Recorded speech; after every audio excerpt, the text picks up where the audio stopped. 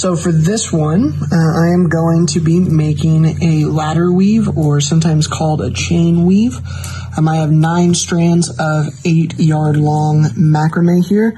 This is orange. It's not coming up very well, but I wanted to make a Halloween themed belt.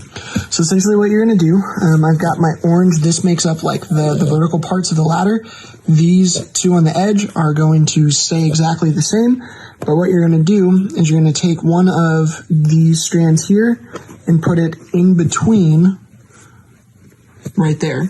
So as you're weaving it, you're going to go, this one's solid, and then orange, black, orange, black, orange, orange. And you can do this with multiple. If you wanted to, you could do like orange, black, and make a wider ladder, but I opted to just make a thinner one here. But essentially, again, let's see if I can zoom in here. You're going to be taking one of your black cords and putting it over, and then when you weave this, it will make the ladder effect that you're looking for.